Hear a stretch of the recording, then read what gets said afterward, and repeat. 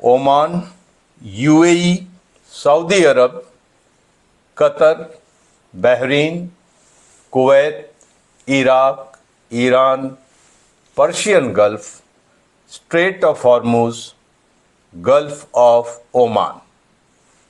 Hello friends, Iran war अभी थमा नहीं है।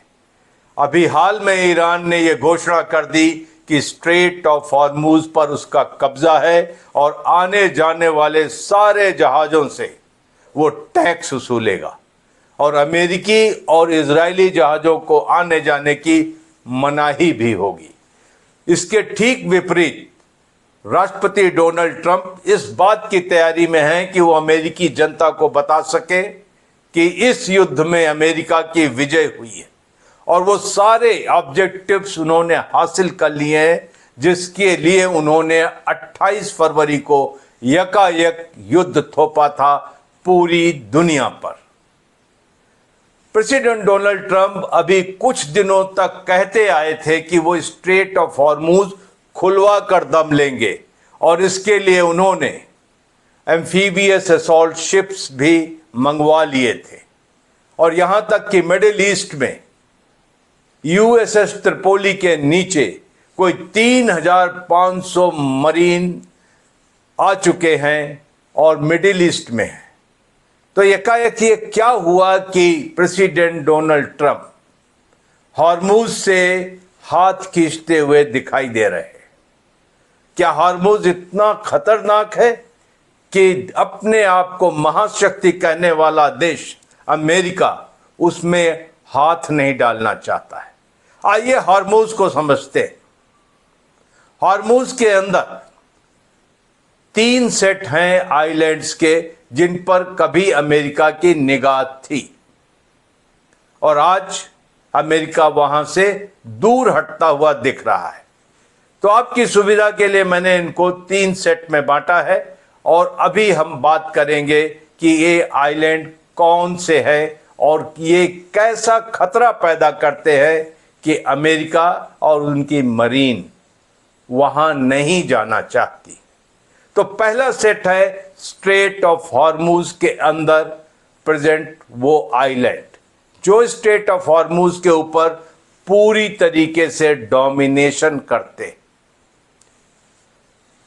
पहली बात हम करेंगे, जो 1 नंबर आइलैंड है इसका नाम है हॉर्मुज और जिसकी वजह से इसका नाम पड़ा है स्ट्रेट ऑफ हॉर्मुज। एक कोई 40 किलोमीटर स्क्वायर का आइलैंड है और इसके साथ दूसरा आइलैंड कहलाता है लारक। लारक भी कोई 40 किलोमीटर का आइलैंड है। लारक और हॉर्मुज के बीच की दूरी कोई 16 किलोमीटर है और लारक से साउथ वेस्ट में अगर हम जाते हैं तो एक आइलैंड आता है जिसको 3 नंबर से दिखाया मैंने, हैंगम। तो इसको मिलाकर के एक चेन बनती है स्ट्रेट ऑफ हॉर्मुज में, हॉर्मुज, लारक और हैंगम। अगर ये 3 आइलैंड होते तो फिर भी कोई बात नहीं थी, लेकिन समस्या है इनके पीछे एक बहुत बड़े आइलैंड की और उसका नाम है कीशम। कीशम जो 4 नंबर से दिखाया गया है वो एक बड़ी व्हेल मछली की तरह इस स्ट्रेट ऑफ हॉर्मुज में दिखता है और इतना बड़ा है कि इसकी लंबाई कोई 108 किलोमीटर है और इसकी चौड़ाई वाइडेस्ट पोर्शन में कोई 35 किलोमीटर है। तो ये कीशम आइलैंड को डेप्थ देते हैं और कीशम आइलैंड के बाद शुरू होती है ईरान की कोस्टल लाइन जो कि कीशम और हॉर्मुज से कोई 10 या 15 किलोमीटर उत्तर में है। तो प्रैक्टिकली स्ट्रेट ऑफ हॉर्मुज में 3 लेयर्स की डिफेंस है। पहली है आइलैंड की चेन, हॉर्मुज, लारक और हैंगम, और उसके बाद है कीशम और कीशम के बाद है मेनलैंड की कोस्टल लाइन। और ये सारी टेरेन बहुत ही रगेड है, बहुत ज़्यादा इसके अंदर फोल्ड्स हैं जिनके अंदर patrol boats, missiles anti ship missiles वगैरह लगाए जा सकते हैं। और उसके बाद जो सबसे बड़ी वरी है अमेरिका की मरीन्स की, वो ये है कि ये आइलैंड सारे के सारे फोर्टिफाई किए गए हैं। उन्हें खुद पता नहीं कि इन आइलैंड्स पे क्या क्या मिल सकता है। बहरहाल, तो ये रहा सेट नंबर 1। और इस सेट नंबर 1 के लिए अगर आप नजदीक से नजदीक जगह है जहां से आप असॉल्ट कर सकते हैं, वो है ओमान का मुसद्दन प्रोविंस, जो कि चाहे वो हॉर्मुज से आप देखें या लारक से देखें या हैंगम से देखें, कोई 50 से 60 किलोमीटर दूर पड़ता है। इसके अलावा यहां पर असॉल्ट करने के लिए अमेरिका के एम्फीबियस शिप्स को इसके अंदर दाखिल होना पड़ेगा, पास आना पड़ेगा। और वो सबसे बड़ी वरी है, क्योंकि अभी आप जानते हैं कि यूएसएस अब्राहम लिंकन को बमुश्किल वहां से हटाया गया, क्योंकि उसके ऊपर मिसाइल फायर कर रहा था ईरान। तो अमेरिका नहीं चाहेगा कि यूएसएस त्रिपोली हो, यूएसएस बॉक्सर हो या यूएसएस न्यू ऑर्लिन्स हो, कि उनको किसी तरीके की चोट पहुंचे। तो ये एक समस्या है कि यहां पर एम्फीबियस असॉल्ट को कैसे अंजाम दिया जाएगा। इसके बारे में बाद में बात करते हैं। अब बात करते हैं सेट नंबर 2। और सेट नंबर 2 जो यहां पर है, यहां पर अबू धाबी के पास पड़ता है, उसका नाम है अबू मूसा। अबू मूसा आइलैंड कोई 6 से 7 किलोमीटर लंबा आइलैंड है। इस पे एयरपोर्ट भी है और इसके साथ में 50 किलोमीटर उत्तर पूर्व में पड़ता है ग्रेटर तुनब। और ग्रेटर तुनब कोई 4 किलोमीटर लंबा आइलैंड है। और उसके साथ एक 15 से 20 किलोमीटर में पश्चिम की तरफ पड़ता है लेसर तुनब। तो अबू मूसा, ग्रेटर तुनब और लेसर तुनब मिलकर एक त्रिकोण बनाते हैं, जो कि स्ट्रेट ऑफ हॉर्मुज के अंदर इंटरनेशनल वाटरवे को डोमिनेट करते हैं। इनकी मर्जी के बगैर कोई जहाज स्ट्रेट ऑफ हॉर्मुज से नहीं गुजर सकता। और इसी तरीके से सेट नंबर 1 में हॉर्मुज, लारक और हैंगम ये भी डोमिनेट करते हैं। तो अगर आप स्ट्रेट ऑफ हॉर्मुज खोलना चाहते हैं तो आपको ये दोनों सेट ऑफ आइलैंड्स को पकड़ना पड़ेगा। हॉर्मुज, लारक, हैंगम, कीशम, अबू मूसा, ग्रेटर तुनब, लेसर तुनब। और इसके साथ में ये 2 और आइलैंड आते हैं जो कि इसमें खलल डाल सकते हैं। उनका नाम है सिरी और फरूर। तो आप समझ सकते हैं कि इस छोटी सी सकरी जगह में नेचर ने ईरान को कितनी डिफेंस कैपेबिलिटी दे रखी है। इन आइलैंड्स की वजह से ईरान का पड़ला भारी लगता है।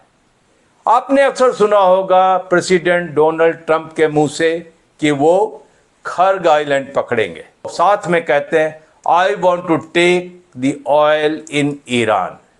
तो खर्ग आइलैंड का भी सिलेक्शन ठीक है, क्योंकि यहां से ईरान का कोई 90% तेल निर्यात होता है।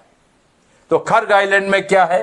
खर्ग पर्शियन गल्फ के उत्तरी छोर में बुशहर के पश्चिम में स्थित है, कोई 30 किलोमीटर पश्चिम में। और खर्ग में बहुत बड़ा इंफ्रास्ट्रक्चर ईरान का है, जहां पर ऑयल स्टोरेज है, जहां पर डीप सी पोर्ट है, और वहां से कोई 9 से 10 सुपर टैंकर्स ईरान रोज तेल भर सकता है। और यहां के ऑयल स्टोरेज कम से कम 40 से 50 लाख बैरल आपके कच्चे तेल को स्टोर कर सकते हैं। तो खर्ग आइलैंड पर अगर अमेरिका की निगाह है तो ये कहां से अटैक संभव है? अगर वो बसरा से आते हैं तो कोई 180 किलोमीटर दूर पड़ता है।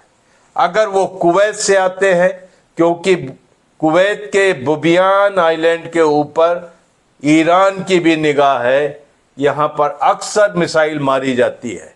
उसे शक है कि हो सकता है यूएस मरीन बुबियान से खर्ग पर अटैक कर दे, लेकिन ये संभव नहीं होगा क्योंकि यहाँ से भी कोई 150 किलोमीटर दूर है। तो खर्ग आइलैंड पे अटैक करने के लिए इराक मुफीद जगह हो सकती है, कुवैत एक जगह हो सकती है। इसी तरीके से अबू मूसा, ग्रेटर तुनब और लेसर तुनब आइलैंड के ऊपर अटैक करने के लिए यूएई एक अच्छी जगह हो सकती है। और इसी तरीके से अगर अमेरिका चाहता है कि वो स्ट्रेट ऑफ हॉर्मुज में स्ट्रेट अवे घुस जाए तो उसे ओमान का सहारा लेना पड़ेगा। लेकिन प्रॉब्लम ये है, एम्फीबियस असॉल्ट होते कैसे?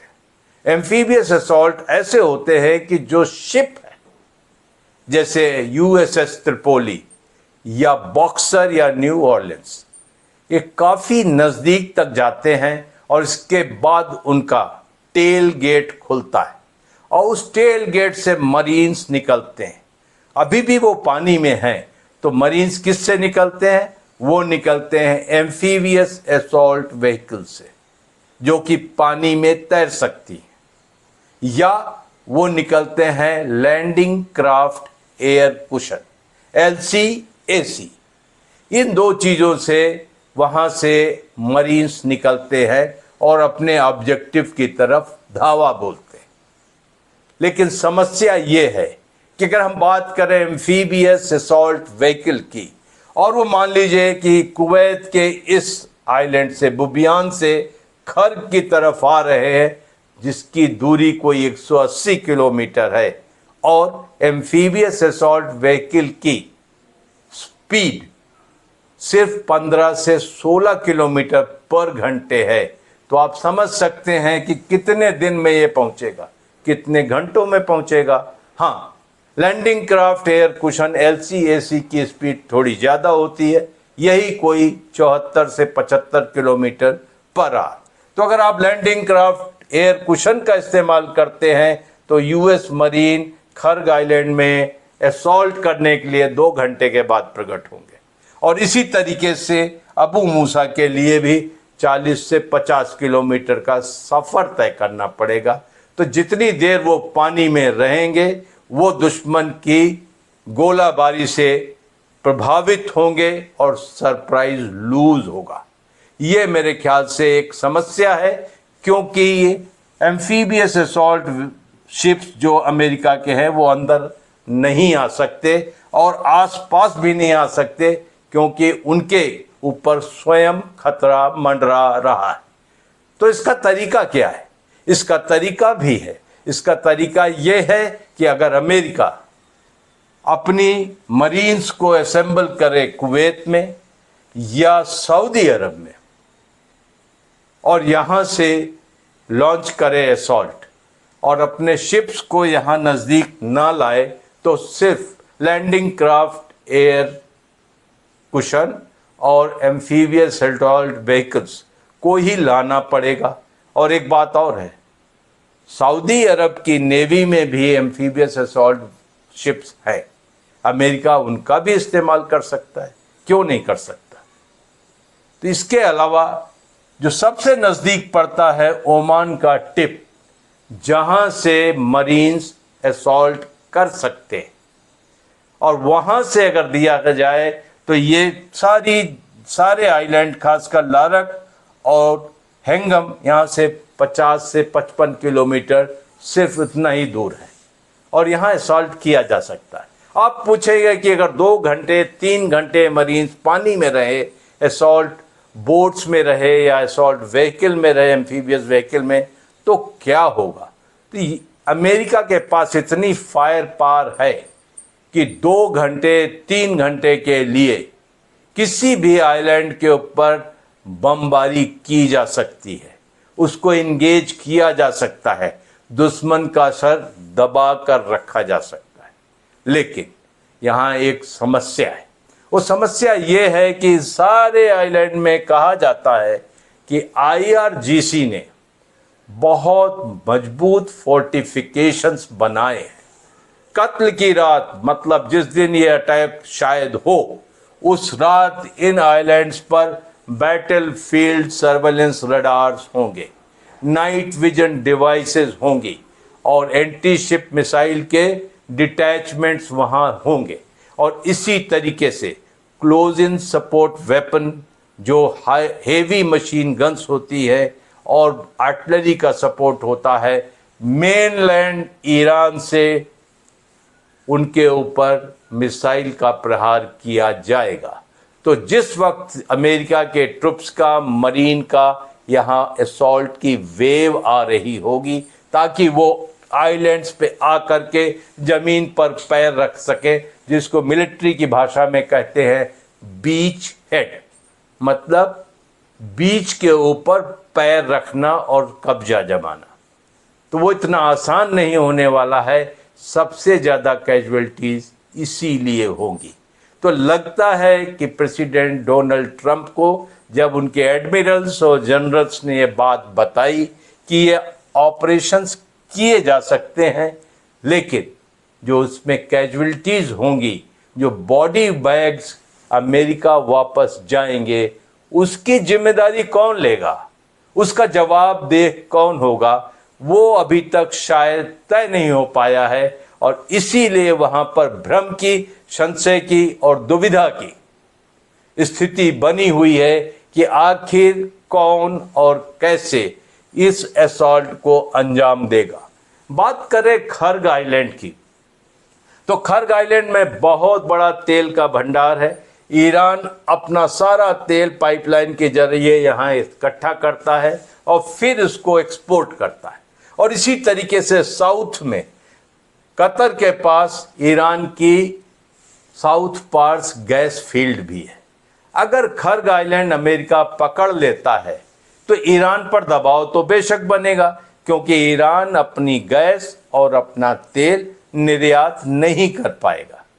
लेकिन खर्ग आइलैंड में एक बहुत बड़ा कोलेट्रल डैमेज है, और वो है कि अगर बमबारी में यहाँ पर रखे तेल पर आग लग गई तो पूरे पर्शियन गल्फ में और मिडिल ईस्ट के सारे कंट्रीज में, ओमान, यूएई, सऊदी अरब, कतर, बहरीन, कुवैत, इराक में हाहाकार मच जाएगी। और उसका जवाब कौन देगा? और एक और बात है कि अगर खर्ग आइलैंड आपने पकड़ भी लिया और ईरान लड़ने पे उतारू है, तो स्ट्रेट ऑफ हॉर्मुज तो अभी भी नहीं खुला है। तो अगर स्ट्रेट ऑफ हॉर्मुज नहीं खुला है तो युद्ध की परिस्थिति में कौन से जहाज कच्चा तेल लेने के लिए पर्शियन गल्फ में घुसने का दुस्साहस करेंगे? एक और कोलेट्रल मेरे दिमाग में आता है, लोग अक्सर इसे भूल जाते हैं कि आज भी पर्शियन गल्फ के अंदर कोई 3,800 शिप्स खड़े, 3,800 शिप्स, कुछ उनमें तेल से लदे हुए। अगर उनमें आग लग गई तो क्या होगा? और अगर ईरान के ऊपर ये बन पड़ा और उसने डेस्परेशन में इनके अंदर खड़े शिप्स को निशाना बनाना शुरू कर दिया, तो कितनी बड़ी त्रासदी आपके सामने होगी। और इसी तरीके से इन आइलैंड्स पर ईरानी मूल के लोग, पॉपुलेशन उनका क्या होगा? कीशम में कहा जाता है कोई 1.5 लाख लोग रहते हैं। इसी तरीके से हार्मूज आबाद है, लारक आबाद है और इसी तरीके से हैंगम भी आबाद है। तो इनका क्या होगा?